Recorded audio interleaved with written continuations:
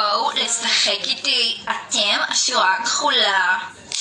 היי בסטי. היי. תגידי, נכון אמרת שיש להורים שלך חנות של תיקים? כן, למה? אז את חייבת להביא לי מותג אם את רוצה שאנחנו נשאר חברות כאילו. מה, את רצינית איתי? כן, אני לא יכולה שרק את תסתובבי מותגים, אני מלכת הכיתה כאילו, you know. בכלל. סליחה?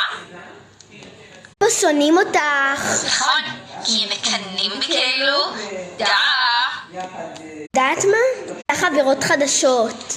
ואני אהיה יותר מקובלת ממך, סבבה, מה שתגידי, whatever. בלעדיי, את כלום. ביי. ביי ביי. לא זית. היי בסרט.